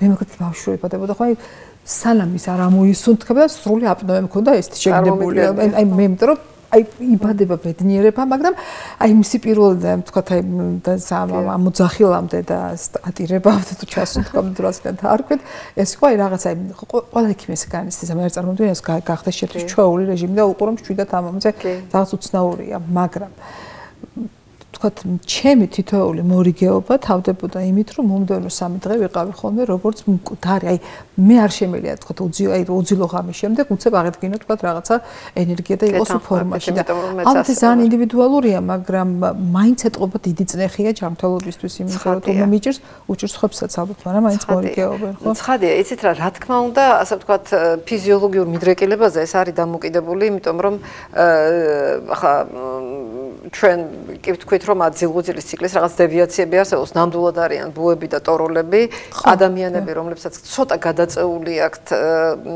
shifting-ს ეძახიან აი ეს ჩაძინების პერიოდი, ჩვეულებრივზე უფრო გვიან და მათ სხვადასხვა ძალიან ადვილად შეუძლიათ შემდეგ რომ უკვე დაავადებაც განივითარონ, კიდევ უფრო გადაწიონ და ქრონიკულად აი ესე გვიან დაიძინონ და აი ესეთი ბუები უფრო ადვილად მორიგეობენ და ცვლის სამუშაოებს უფრო ადვილად ასრულებენ და არიან ტოროლები, რომც ადრე იძინებენ და ადრე იღვიძებენ და უფრო ენერგიულად არიან დღესპირად. არის რამე განსხვავება ამათ შორის ნათი არა თქვა აი რომელი რიტმის დროს თუ ძალიან ინდივიდუალური და ის დროს არის კარგად და ეს ამ დროს არის კარგად. ეს ინდივიდუალურია. ეს ძალიან ინდივიდუალურია და ზოგადად იცით ერთმა ჩემმა კოლეგამ თქვა არაჩვეულებრივი რამ ძილის სპეციალისტმა რომ ცუდი ძილი იწყება მაშინ როცა ადამიანს აქვს ცუდი ღვიძლი. რეალურად ძილზე ჩივილი ახლა რა არის ძილს ჩვენ აი რა არის ძილის თავისებურება რომ ძილის ობიექტურად შესწავლა აი თვითონ ჩივილი ძალიან რთულია იმიტომ რომ ძილის დროს ადამიანს ძინავს მაგრამ პირველ რიგში ძილთან დაკავშირებული ჩივილები იწყება გაღვიძებით ის რომ მას ხშირად ეღვიძება რომ უწიჭირს ჩაძინება რომ დააკვდა ძილი და მე როგორ დღისით არის ცუდად თუ ენერგიოთ ხშირად ეძინება ეს უკვე მიუთითებს იმაზე რომ მას ცუდად ძინავს თუ ადამიანი კარგად გრძნობს თავს იქ ცოტა გვიან დაიძინებს თუ უფრო ადრე დაიძინებს ანუ ეს არის მისი რითმი მისი ფიზიოლოგია და მას მაგრამ ის ფიქრობ რომ საკმაოდ რაოდენობით ძილი საჭიროა ხა მე ძინავს კარგად თქვა როცა ძინავს მაგრამ ხან მოკლია ჩემი ძილის პერიოდი ჩემი ბევრი ზάχმების გამო და დღე მაინც მაქვს ხოლმე პერიოდი მაგრამ საკმარისია 15 წუთი მქონდეს აი თქვა თუნდაც თვალი დავხუჭო თქვა აი ელემენტარულად ხო მე უკვე მიბრუნდება ისევ ენერგია მაგრამ ხან მაგხომე ვითიშებ დაღლობსაგან ეგეთ შემთხვევაში მქონია ბევრი რომ არის რაღაცა გადაღლის ზედა ზღორების კარგად გადააბიჭეს ადამიანს. იცით რა ზოგადად ითვლება რომ თუ ადამიანს ძინავს 5 საათი და 5 საათზე ნაკლები ეს არის უკვე ფიზიოლოგიისთვის და სომატური ჯანმრთელობისთვის ძალიან დამაზიანებელი. 6 საათი არის მინიმუმი რომელიც ადამიანს უნდა ეძინოს. არსებობენ აი ესეთი short sleeper-ები და long sleeper-ები ადამიანები რომელთაც უფრო ნაკლები ძილი ყოფნით ან უფრო მეტი და ნუ არის ყველასათვის ცნობილი siesta ანუ დღისით დაძინების პერიოდი მთელი სამხრეთის ქვეყნები ესპანური შუაში რო იძინებენ ხო შუაში იძინებენ ეს არის მათი კულტურა კი ხო ეს უცნაურია მაგრამ კი შუაშიც ყველა ტოვებს სამსახურს და მე თუ დამაძინებ აღარ გავიღვიძე პალტოს სანდროს სოკრონიკურ ეხლა რა მაინტერესებს იცით აი ძალიან საინტერესო ეპოქაში ვცხოვრობთ ეხლა ჩვენ ხო ერთის მხრივ ვეღარ წარმოგვიდგენია ამ ტელეფონების და კომპიუტერების და გაჯეტების გარეშე ცხოვრება რაღაც ეხლა მგონია რომ ნეტა როგორ ვიყავით ხო ერთი წუთი ხელს რო უშვებ ასე მგონია რომ ქვეყანა იქცევა ანუ აი არ ვიცი ეხლა ვცხოვრობთ ამის გარეშე ამან მოიტანა ბევრი კასიკეთეც, მაგრამ მოიტანა ძალიან ბევრი პრობლემებიც, აი ბავშვებს და ყველაზე მთავარი რაც ჩემთვის ახლა რაც იგრძნობა ეს არის კომუნიკაცია. ხანდახან ერთი კვირის უნახავ ადამიანს ძალიან ახლობასაც ნახულობ და ის თავის კომპიუტერში იყურება ან ტელეფონში შეეშეში და რაღაცა კომუნიკაცია დაიკარგა ერთგვარად, რაღაცა უცნაურად გადართულები არიან სულ. ჩვენ ყველასაც ახლა მოზილებსაც ახლა ბავშვებს განსაკუთრებით ხო ინტერესები ჩდება, რასაც ებენ რაღაცა უნდა თქვენ კომუნიკაციას ამით ამყარებენ. აი რა შეცვალა აი ამან ზოგადად ქცევაში და იმოქმედა თუ არა ძილის ფაზებზე ყველა ასაკის ადამიანთან მიმართებაში. იმოქმედა ძილზე, ხაც ქცევაში უამრავი რამ შეცვალა და ალბათ ძალიან შორს წაგვიყვანს ამაზე საუბარი, მაგრამ ძილღვიძილის დარღვევის მთავარ მტერს ერთ-ერთს ახლა წარმოადგენს აი ეს გაჯეტები რამდენიმე მიზეზის გამო. პირველი, იმიტომ რომ ზუსტად აი ეს ნათება შლის იმ მელატონინს, რომელსაც ჩვენ გამოვიმუშავებთ და უნდა დაგვაძინოს. ეკრანის ნათება. მეორეც არის ის, რომ ჩვენ ეკრანს ვიყენებთ საკმაოდ აქტიური სიფხიზლისთვის არა ან ერთმანეთთან ურთიერთობენ ახალგაზრდები ან ძველგაზრდებიც ან რაღაც ისეთ ემოციურად დატვირთულ ინფორმაციას ვიღებთ სხვადასხვა სახით და რელაქსაციაში ეს ნამდვილად არ გვეხმარება. ამიტომ პირველი რაც არის ხოლმე რეკომენდებული თუმცა ძალიან რთული შესასრულებელია განსაკუთრებით ბავშვებთან და განსაკუთრებით მოზარდებთან ის რომ როგორ უნდა მოახერხოს აი ეს ძალიან რთული მოსახერხებელია რომ ეს გაჯეტი იმიტომ რომ ისიც რამე მქონია კიდევაც საუბარი ერთხელ სატელევიზიო გადაცემაც კი იყო სადაც აი მოზარდებთან ერთად მსჯელობდით ამ საკითხებზე მათი კულტურა რაღაცნაირად ამას გულისხმობს რომ აი გვიან ღამე ისინი ერთად ამ გაჯეტების საშუალებით იკრიბებიან აქვთ აი რაღაცა ისეთი სოციალური ჯგუფები ურთიერთობა ხშირად აბსოლუტურად უწყინარი თამაშები ერთად უყურებენ ფილმებს ლაპარაკობენ ჭორაობენ მაგრამ ეს ხდება ღამე და რაღაცნაირად როდესაც აქედან გამოითიშება ხოლმე ბავშვი ან მოზარდი მას გონია რომ აი ეს გამოითიშა აღარ არის აი ამ დაკარგა რაღაც საზოგადოების წევრი ხო აი ეს არის ძართული ხო მაგრამ აი მგონი რაღაც არის რაღაც რეგულაციები მშობლებიც რაღაც ახერხებენ ევროპის სწორედ განვითარებულ ქვეყნებში აქვთ დოზირებულად გაჯეტებთან ურთიერთობა რაღაცნაირად აი ეს არაჩვეულებრივად აქვთ მოწესრიგებული სკოლის ასაკის ბავშვებში რაღაცნაირად ეს არის მოლაპარაკება საკუთარ შვილებთან რომელსაც ისინიც იღებენ ну ალბათ იმიტომ რომ ასეთია საზოგადოების ცხოვრება და უფრო ნამდვილად გადმოსაღებია იმიტომ ის და მე სულ ვფიქრობ ხოლმე რომ სახელმწიფომ უნდა აწარმოოს სოციალური მარკეტინგი რა იგულისხმება ამაში რომ ყველა ადამიანს თავის ენაზე ბავშვობიდან დაწყებული მიაწოდოს არა თქვათ იმპერატიულად არა დარიგების ტონით იმიტომ რომ ჩვენ გვაქვს პერიოდები ხო როცა რაღაცებს პირიქით უკუღმა მოზარდობის პერიოდის განსაკუთრებით პერიოდია და კი არის რასაკო არა ბევრ ადამიანს მთელი ცხოვრება რჩება მან ესაბრაძებული ნეროს მუდმივად უნდა გეწინააღმდეგებოდეს და ამაშია მთელი არ ვიცი ხა ცხოვრების ხიბლი ხო არ გეტყვით რა ვნების სიმძაფრებ შენებაშია და ხანდახან ამ წინააღმდეგობაში და მაშინ ხანდახან არის ალბათ ვერ გეტყვი რაში მდგომარეობს არ გამოდის ეგ ამბავი მაგრამ ნუ ეხლა უკვე ნორმა არ არის ჩემთვის ეხლა წინააღმდეგობაში რო ხარ ადამიანი ინარჩუნება ბავშვების რაღაც გადამონაშთს არ არის კარგი მაგრამ ნუ ფაქტია რომ არის ხო და აი მოზარდებს რაღაცა თავის ენაზე აქვს ალაპარაკო. რამდენადაც აი თქვათ იმპულსურები არიან, რთულები არიან, ბევრი რაღაც აინტერესებს, რაღაცას ვერ აკონტროლებენ, რაღაცა ემოციურებიც არიან, რაღაც ხო იმდენად აი გიждებ მათთან ურთიერთობაზე, იმიტომ რომ აი სუფთა ფურცელია მათთან ურთიერთობა, მაგრამ ძალიან გული მწყდება, რომ აი ეს ურთიერთობა უნდა იყოს ძალიან ზნეობრივი. არ შეიძლება რომ აი მათი ეს რაღაცა უშრეტი ენერგია გამოყენებული იყოს რაღაცა არასწორი მიმართულებით, იმიტომ რომ აი იქ რასაც შენ ჩაწერ, შენი ქვეყანა ამაც ეთქას, იმიტომ რომ რაც არ უნდა ვილაპარაკოთ ჩვენ მივდივართ, ისინი მოდიან და ეს მომავალ ადამიანთან უნდა იყოს ძალიან გულწრფელი, ძალიან მართალი და მე მაგალითად არ წარმოვიდგენია არ უნდა არსებობდეს არანაირი შენი პირადი მიზანი, რომელშიც შეიძლება ის გამოიყენო.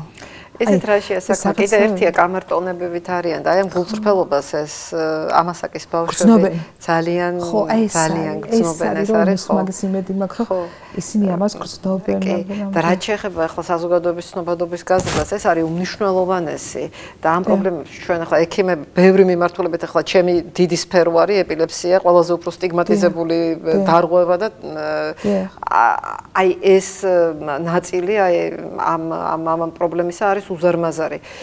რაც შეეხება აი მედიას, საზოგადოებასთან მუშაობას, მე ვფიქრობ, რომ აი ჩვენ ქვეყანას აქვს უზარმაზარი გამოცდილება. მე ვერაფრით ვერ წარმოვიდგენდი მაგალითად, რომ თამბაქოს წინააღმდეგ კომპანიას შეიძლება ყოფილიყო ისეთი ეფექტური, როგორიც არის და როგორიც აღმოჩნდა. აი აქამდე მიგვირს, როგორ მოხერხდა, რომ ადამიანები აბსოლუტურად შეგნებულად დახურულ სივრცეში არ ეწევიან. იცით როგორ მომწონს ეს ამბავი და იცით სუმიჩდება შეგრძნება, რომ ანუ რამდენ რამეზე შეიძლება ზეგავლენა მოახდინო, როცა მოდური არ არის. ხო, აი მამას ვამბობ. ხო, მეც ხო თქვენ გელაპარაკეთ ახლა რომ თქვი რომ მე ვლოცულობ, იმიტომ რომ ეს არ არის მოდური ახლა თქვა უნდა შეფერია მე გაიცინოს ახლა ამისგან არ უნდა მოისმინო ახლა მაგრამ მე ვფიქრობ რომ არის ადამიანების ჯგუფები რომელიც პირიქით ახლა ჩემ გულწრფელ ნათქვამს, იმიტომ მე არასოდეს პროპაგანდას არ ვეწევი. ყველა ადამიანის არჩევანია ვინას გააკეთებს და როგორ იცხოვრებს, მაგრამ კიდევ მეორე როცა შე რაღაცა აგნებ აი ამ ცხოვრებისაზე რაღაც ისეთ რამეს ვთქვათ, რომელიც დიდ ახარც არ მოითხოვს, ბევრი სიკეთე მოაქვს, უნდა გაუზიარო მეორე ადამიანს, ამის არ უნდა შეგრცხვას. იმიტომ რომ ვთქვათ, ვიღაცას მოსწონს, არ მოწონს, ორს რომ მოწონს, მე ორი იტყვის 4 გახდება და ასე შემდეგ. რაღაც ჯანსაღი მესიჯების გავრცელება შეიძლება, აი გასაოცარია მართლა და ჩვენთან სამინისტროში ლიფტში ვერ შეხვალ დღის განმავლობაში, იმიტომ რომ ყველა ჩადის და ეწევა გარეთ. ამიტომ ადრე თუ ვთქვათ, პიკის საათები იყო მოსვლის და წასვლის, ეხლა მთელი დღე შეიძლება ლიფტთან მოგიწევს გატარება, იმიტომ რომ შეუძლებელია, ხო, 16 საათამდე ჩაიარო და გარეთ მოწევს სიგარეტი, მაგრამ ესეთებიც უკვე თითქოს ჩამოსათვლელია. ამანაც იმოქმედა, ვთქვათ, ასე ვთქვათ, მეორეა, რომ ვთქვათ, ჩემ კოლეგებს ვეუბნები, რომ ჩადიხართ, ვთქვათ, აი ამერიკაში არ წვენიათ, რომ გიყურები როგორც კეთროვაც, იმიტომ რომ ექიმი არ უნდა ეწეოდეს სიგარეტს, ხო, ეს ხო ძალიან ცუდი მანერაა, ძალიან ცუდ ტონად ითვლება. ჩვენთან ჯერ კიდევ გრძელდება, რომ ექიმები სადაც ხო, მაგრამ ყოველ შემთხვევაში ის ნორმა, რაც უნდა იყოს, რომ სხვა არ წუხდება მეტნაკლებად, ეს გაიშვიათებულია ეს მოწევა, იმიტომ რომ სულ ხო გარეთ ხო ვერ იქნები. ყოველ შემთხვევაში თავის სიკეთე ამან ნამდვილად მოიტანა რა. კი, ნამდვილად მოიტანა. ხო, ასევე ნუ რა ვიცი, არაჩვეულებრივი პროგრამებია. იქცევიან და ხო მე ვფიქრობ ხოლმე რომ აი თქვათ ძალიან დიდი კვლევა ქონდა ამერიკის CDC-ს ქონდა არჩეულებრივი წეველები და აი თქვათ წეველების ოჯახში დაბადებული ბავშვები. განსაკუთრებით თუ მარიხუანა ურევია ახლა უნდათ რომ თავის პოთ ყოფილიყო და ეს ხელმისაწვდომი რაღაცა ჩემი შვილებს მეუბნეოდნენ რომ ვთქვათ აი იგივე როცა შენ ჩახვალ ჰოლანდიაში ნახავ რომ ძალიან არამოდურია მიუხედავად რომ იყიდება ვთქვათ არავის არ უნდა იმიტომ რომ არ არის მოდური და ძალიან ცუდ ტონად ითვლება ამას რომ აკეთებ მაგრამ სანამ ჩვენ მაგამდე მივალთ შეიძლება თაობები დაიკარგოს სულ ფიქრობ ხოლმე რომ აი მაგაზე დიდი საფიქრალია და იმას ვამბობთ რომ მწეველობის დროს ჰიპოკამპის დაზიანება ხდება ბავშვი თუნდაც დედა არ იყოს მწეველი და მასთან ეწეოდეს მამა პასიური მწეველი ხო ჰიპოკამპზე დამოკიდებული ესე იგი ჩვენი მთელი ღირსების ჩამოყალიბება და ასწავლა ქცევები ყველაფერი და ჰიპოკამპის გარშ დაბადებული ბავშვი ეს წარმოიდგინეთ ახლა რა საზოგადოების როგორი საწყალი წევრი ხდება ხო დაუცველი ასე ვთქვათ ხო და ძალიან დიდი მნიშვნელობა აქვს ასე ვთქვათ ძილზე იქნებოდა ძალიან ბევრი რა დაგვრჩა ვთქვათ აი რას დავამატებთ აი რა არის ესეთი მნიშვნელოვანი მიმართულება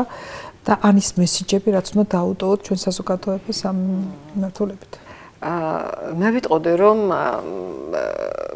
ძილის დარღვევა არის ჩვენი ჯანმრთელობის დარღვევის საფუძველი. იმიტომ რომ ჩვენი ორგანიზმის ფუნქციონირების ციკლი ყველა არის დაკავშირებული დაძინებასთან და გაღვიძებასთან, ძილთან და ღვიძლთან. და თუ ეს ციკლები სინქრონში არ არის, მაშინ ჩვენ ვერ ვიქნებით ჯანმრთელები. მეორე არის ის, რომ თავისთავად ძილის დარღვევა არის ძალიან მნიშვნელოვანი დარღვევა ჯანმრთელობის, რომელიც საოცრად მოქმედებს ადამიანის კეთილდღეობაზე და ცხოვრების ხარისხზე. იმიტომ რომ ჩვენი ქმედითუნარიანობა დღის განმავლობაში, ჩვენი ეფექტურობა, ჩვენი ხალისი დამოკიდებულია იმაზე, თუ როგორ და როდის გვეძინა ღამე. გამომეტყველება სახის, კანის, ახალგაზრდობის. მესამე ეს არის ის, რომ ძილის დარღვევა არ არის მხოლოდ უძილობა. არის უზარმაზარი ჩამონათვალი ძილის დარღვევების, როგორიც არის აი ძილის აპნოაზე ქონდა ჩვენ საუბარი, მოუსვენარი ფეხების სინდრომი, ძილის ქცევითი დარღვევები, აი ახლა ლუნატიზმს და სომნამბულიზმს ეძახიან.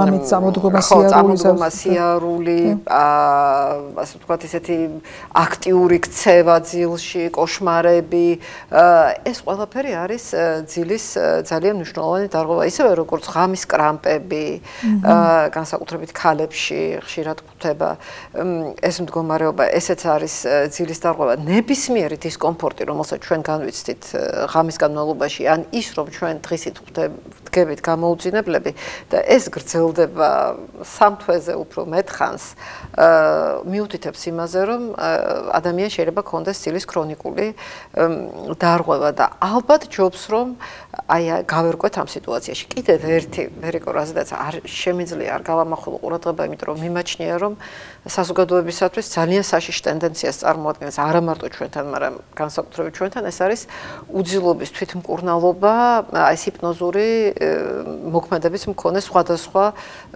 პრეპარატებით, რომელიც ჩვენთან ხშირად არის ხელმისაწვდომი, გარდა ბენზოდიაზეპინებისა და რომელიც ნუ აი უბრალოდ ავნებს ადამიანის ჯანმრთელობას და კიდევ უფრო აღრმავებს ხოლმე იმ პრობლემას, რომელიც ადამიანს აქვს. ეს ძალიან მნიშვნელოვანი მესიჯია და საერთოდ ეს იგი ამასაც ვკითხულობდი სწორედ რომ ეს იგი ტეჩერი იყო ერთ-ერთი საქმეა კონსულტაციაზე ფსიქოლოგთან. და შემდეგ ეს მის ბიოგრაფიის ესე იგი ერთ-ერთ ნაწილში თუ ეპიზოდში როცა ბევრი ადამიანი გამოთქვამდა მას როგორც ადამიანზე და ძლიერ ქალბატონს ვთქვათ მოსაზრებას წერდა რომ ჩემი აი ამ ხელა პრაქტიკის განმავლობაში პირველად შევხვდი ადამიანს რომ მიუხედავად თავისი ესეთი აი უდიდესი პასუხისგებლობის წარმოედგინეთ ეხლა როგორი ამ ვისაც ოდნავ პატარა თანამდებობაზე რა ეხლა წარმოედგინეთ ამ ასეთი მსოფლიო მმართველი ქვეყანა ეხლა რაც რომ უნდა ჩანდეს და არ ჩანდეს ბრიტანეთი არ არის ქვეყანა რომ ვთქვათ ხო აი ამ ქალბატონმა ბრძანაურო თავისი ცხოვრების მანძილს მას არასოდეს არ გამოუყენებია არც საძილის საშუალება არც დიდებსეს არანაირი და მეთქი ვიყავი გაოგნებული რომ სად პოულობდა ძალასო რომ გამკლავდნენ მოხეთ იშვიათი ადამიანი ალბათ მაგრამ ფაქტია რომ არსებობს ესე იგი საშუალება რომ როცა ხა ის უმკლავდებოდა ამ თავის ურთულეს სიმძლევრებს და გამოწვევებს და ბრძოლას ომს მტრობას ხო ეს ხო არ არის თანამდებობაზე რომ ეს ესეთი პიროვნება იყო ძალიან გაწონასწორებული ძალიან ძლიერი და რა თქმა უნდა ხა ფარმაკოთერაპია იქნება ეს ძილის დარღვევისა რომელიც ჩვეულებრივ ძალიან ხანმოკლე არის ხოლმე და აქ წამყვანი არის არაფარმაკოლოგიური მეთოდები რომელიც მოითხოვს ადამიანის აქტიურ ჩართულობას ხო რამდენად სადაც შეიძლება რომ აცდე მით უმეტეს ეხლა კიდევ მეორე ვთქვათ იგივე ჩემი უახლოესი ადამიანები თქვენ ციცნობთ მათ რომ ნევროლოგები იმ წუთში გეტყვია რომ თუ ხარ ესე მოშვებული რაღაცა ადე კიდე დალია ეს რაღაცას აი პირადად მე მაგალითად რომც მეცადა ხო ჩემ შულს გქონდა კიდე პროს ბავშვობაში ერთხელ მახსოვს რადედორმი ერთი მერვედი გამოუწერა გიждდებოდი ლაჭყოპიანს ჩემი მასწავლებელი იყო და ვენთობოდი და აღდება ვიცხება ეს ღამე რომ ისე არაჩვეულებრივ შვიდი ბავშვი იყო თან ძუძე მყავდა არა პრობლემა არ ქონდა მაგრამ ну ესე იგი მაინც მითხეს რომ ჯობია რომ ცოტა მეტი ეძინოს თქვენ მაგას არ აძინებთ რაღაცა და ერთი მერვედი რადედორმი მივეცი და მთელი ღამე ბუქნაობაში გაატარდა იდგა საწოლის თავზე მეთქი ეთყობს გენეტიკური ერთობის მე თუ დავლია რამე დამიმშვიდებელი ჩათვალე საერთოდ არ დამეცინება გამორიცხულია და ამით თუ ეხლა ჩემი მაგალითი არ არის მაგალითს მე რაზე ლაპარაკი მაგრამ ის რომ ეს პრეპარატები არ არის ვთქვათ, ანალგინივით და ციტრამონივით სახმარი, ეს უნდა იცოდეს მაუცილებლად მაყურებელმა, რომ ეს არის ძალიან მნიშვნელოვანი ერევი ისეთ რამეებში. ეს აქ არის ლაპარაკი თვითონ მკურნალობაზე. აქ მეორე მხრივ მე არ მინდა, რომ ერთი წუთით გავაღრმავო ის დიდი სტიგმა, რომელიც არსებობს ეგრეთ წოდებული ფსიქოტროპული პრეპარატების მიმართ, როგორიც არის ანტიდეპრესანტები, როგორიც არის ტრანკვილიზატორები, რომელიც როცა საჭიროა, უნდა გამოიყენო, უნდა დანიშნოს სპეციალისტმა, უნდა დანიშნოს ფსიქიატრმა, უნდა დანიშნოს ნევროლოგმა და ეს პრობლემები გვარდება და აუცილებელია სწორი მკურნალობა. ფსიქოპათებმა რო არ მიიღონ ხებზე მკურნალობა, სასაფათო გახდება. აქ ლაპარაკია იმაზე, რომ ამჯერად მხოლოდ შეეხება ძილს, ნებისმიერი დარღვევის, მაგრამ ძილის დარღვევის თვითმკურნალობა პრეპარატებით არის უბრალოდ ძალიან საშიში. და ბოლო კითხვა, აქვს თუ არა მნიშვნელობა, ეხლა ძალიან ხშირად არის ხოლმე, რომ თქო ადამიანი, რომელიც ნერვიულობს, ეწყება ბულიმია, აი ძილამდე კვების ხანგრძლივობა ძალიან ხშირად ამბობენ, რომ თქო იგივე ნორმალური ძილისთვის საჭირო რაღაც გარკვეული პერიოდი იყოს გასული ბოლო კვებიდან ძილამდე. იცით რა, ეს არის ორი უმნიშვნელოვანესი ციკლი ძილღვიძილის და საჭმლის მონელების ციკლი, რომელიც ერთმანეთზე არის საოცრად გადაბმული და ერთმანეთის გარეშე ჯანმრთელად ვერ ფუნქციონირებს. სხვათა შორის ეს გრელინინის და ლეპტინის სიმაძღრის და შიმშიმის ჰორმონის გამოყოფაც ისე ხდება და შემდეგ მეტაბოლიზმიც ისე არის დარეგულირებული, რომ როდესაც ჩვენ ღამით ვჭამთ, აი რომ მორიგეობ და სულ გშია, ყოველთვის ჩვენ ვრჩებით პლუსში. აი ეს ყოველთვის ღამის კვებას ჩვენ მივყავართ პლუსში და წონის მხრივ და იგივე ცხიმის ჩალაგებაც და ასე ვთქვათ მომარაგებაც ხდება ძალიან აქტიურად ღამის განმავლობაში. სხვა შორის გამოკვლევაც არსებობს, რომ ესეთ სტუდენტებში ჩაატარეს ეგრეთ წოდებულ ვალანტიორებში აი ესეთი კვლევა, რომ 1-24 საათიანი გადათენებული ღამის შემდეგ უკვე ინსულინ რეზისტენტობის განუვითარდა ძალიან ბევრს. მეორე დღეს აღებულ ანალიზში ნახეს აი ეს ამბავი. ასე რომ ძალიან მნიშვნელოვანია. ხო, რაც შეეხება როდის უნდა ვჭამოთ, ყოველთვის აი ძილის დღიურში, როცა ადამიანი მოდის ძილის დარღვევით, არის აი ესეთი შეკითხვა, რომ დღის მეორე ნახევარში, სადაც 5-6 საათის შემდეგ რას ჭამთ, რა სასმელებს ვსვავთ და ჩამოთვლილია აი საჭმელი და სასმელი, რომელიც შეიძლება მიიღო და ამან დაგერღვიოს ძილი. ნუ ეს რა თქმა უნდა არის გაზიანი, ტკბილი, კოფეინის შემცველი სასმელები და ნახშირწყლებით, მარტივი ნახშირწყლებით მდიდარი საკვები. ბოლო კვება რეკომენდებულია, რომ იყოს 2-3 საათით ადრე დაძინებამდე. ის შეხედულება, რომ საერთოდ შუადღის მერე აღარ უნდა ჭამო პირიქით, ეს ცუდია როგორც ძილისთვის, ისე კუჭნაწლავის ტრაქტისთვის. მაგრამ ბოლო მსუბუქი კვება, რომელიც უფრო მდიდარია ესეთი ბოჭკოთი ცილითაც ბოლო ულუფა საკმაოდ მსუბუქი უნდა იყოს დაძინებამდე 2-3 საათით ადრე. ძალიან საინტერესო ამბავია და ყველაზე მარტივი ეს და შესაძლებლობაც ახლა თუ გადახოს ხო შეიძლება მაკვირდები ხოლმე რომ თუ აი ნირს კვების შეიცვლი და ერთი რამდენიმე დღე გაიჭირვებ მე ძალიან მარტივი ხდება იმიტომ რომ ეს პირდაპირ ჩოვაში გადადის ხოლმე და ამიტომ არ მოუჭირდებათ ნამდვილად ნუ ერთ-ერთი დარღვევა ეს ღამის რეფლუქსი ეგრეთ წოდებული გულძმარვა რომელიც აი მაგალითია საჭმლის მონელებელი ტრაქტისა და ძილღვიძილის ციკლის ერთმანეთზე გადაბმული კავშირის, კი. ათია ძალიან დიდი მადლობა მინდა გადაგიხადო. ჩვენ ძალიან დიდი თემა დაგვჭა კიდე განსახილველი ეს ეპილეფსია ცალკე როგორც ძალიან მნიშვნელოვანი რთული პათოლოგია და საზოგადოებაში სტიგმა. ეს ძალიან მნიშვნელოვანი თემაა. მე შეგრემოთ არ დავყევი ამ ხასს, იმიტომ რომ სასაუბრო, იმიტომ ვერ ჩავეტეოდი თამაში და მე კიდევ გელოდებით ჩემთან ბევრი საინტერესო თემაზე სასაუბრო. დიდი მადლობა. გემშვიდობებით საუკეთესო სურვილებით. კიდევ ერთხელ დიდი მადლობა სტუმრობისთვის. ხომ არაფერი იქნება კიდევ რომ დავუტოვოთ მესიჯი ჩვენს საზოგადოებას? არა, მეტი არაფერი, მე მგონი ჩვენ ყველაფერზე ვისაუბრეთ და მათ ყველას მშვიდი ძილს უსურვებთ, თქვენ კი დიდ მადლობას მოგახსენებთ. პირიქით მადლობა თქვენ. გემშვიდობებით, მე კი დამშვიდობები ისე კი ჩემს ტელემაყურებელს, გემშვიდობებით, ვფიქრობ ძალიან საინტერესო ინფორმაცია მოგაწოდეთ. ჩვენი ცხოვრების ერთ-ერთ უმნიშვნელოვანეს ეპიზოდზე, რომელიც თურმე როგორი საჭირო ყოფილა ნორმალური ჯანმრთელობისთვის. გემშვიდობებით საუკეთესო სურვილებით, მომავალ შეხვედრაზე ტელეკომპანია პულსის ეთერში ნახვამდის.